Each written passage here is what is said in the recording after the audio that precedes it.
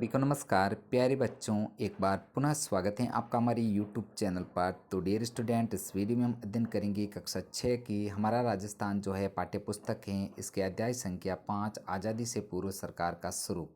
प्यारे बच्चों, इस पाठ के जितने भी जो है अभ्यास के प्रश्न हैं, सभी प्रश्नों का सॉल्यूशन इस वीडियो के माध्यम से हम करने वाले हैं। तो आपसे रिक्वेस्ट है वीडियो को लास्ट तक जरूर दीजिएगा तथा जो है वीडियो को लाइक तथा शेयर जरूर कीजिएगा। तो शुरू करते हैं, अभ्यास के प्रश्नों को देखते हैं। यहाँ पर सबसे पहले देखते हैं निम्नलिखित प्रश्नों के सही उत्तर कोष्टक में आपको लिखना है।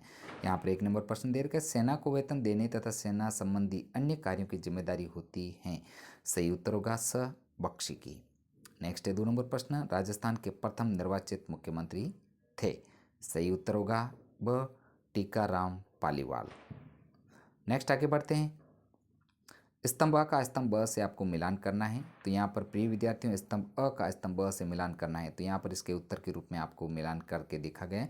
ग्राम का आपको मिलान करना है, राज्य की सबसे छोटी इकाई, मनसबदारी, मुगलकालीन प्रशासनिक व्यवस्था, जागीर वह पत्र जिसमें शासक द्वारा प्रदान की गई जागीर का उल्लेख होता था। अब आगे बढ़ेंगे अति लघुतरात्मक प्रश्नों की ओर। यहाँ पर सबसे पहला प्रश्न दे रखा है, प्रज्ञा अधिकारी के कार्य बताइए। तो प्यारे विद्यार्थियों, इसका उत्तर है जो प्रज्ञा अधिकारी का कार्य प्रज्ञा में जो है शांति व्यवस्था बनाए रखने का होता था। नेक्स्ट है 2 नंबर प्रश्न, राजस्थान की रियासतों में कौन कौन से वंश के शासक राज करते थे। तो यहाँ पर इसका उत्तर आपको लिखना है, सिसोदिया, राठौड़, कछवा और चौहान आदि वंश के शासक राज करते थे। नेक्स्ट आगे बढ़ेंगे, लघुतात्मक प्रश्नों को देखते हैं। तो इसका 1 नंबर प्रश्न दे रखा है, जागीरदारी व्यवस्था के स्वरूप को समझाइए। उत्तर आपको लिखना है पॉइंटों के माध्यम से। देख, सबसे पहला पॉइंट आपको लिखना है कि राजस्थान में जागीरदारी व्यवस्था रक्त संबंध पर आधारित सगोत्रीय कुलीन व्यवस्था थी। नेक्स्ट है 2 नंबर पॉइंट कि राजा महत्वपूर्ण प्रशासनिक पदों पर जागीरदारों को नियुक्त करता था। और 3 नंबर पॉइंट है जो राजा और जागीरदार के संबंध स्वामी और सेवक के नहीं होते थे, बल्कि भाईचारे और सौहार्द पर आधारित होते थे। तो ये जागीरदारी प्रथा के जो स्वरूप के पॉइंटों के माध्यम से हमने किया। नेक्स्ट है 2 नंबर प्रश्न, ब्रिटिश काल में प्रशासनिक व्यवस्था में होने वाले परिवर्तनों को बताइए। तो प्यारे बच्चों, इसका उत्तर आपको लिखना है, देखते हैं कि ब्रिटिश काल में प्रशासनिक व्यवस्था में अनेक परिवर्तन आए। तो 1 नंबर पॉइंट है जो अंग्रेजी राज्य की स्थापना के साथ ही भारत प्रशासनिक दृष्टि से 2 भागों में विभक्त हो गया, पहला ब्रिटिश भारत और दूसरा रियासती भारत। नेक्स्ट 2 नंबर, ब्रिटिश कालीन भारत शासित जो केंद्र शासित प्रदेशों में 11 प्रांतों में विभक्त था। सभी प्रांतों के अलग अलग गवर्नर थे जो कि भारत के गवर्नर जनरल के उत्तरदायी थे।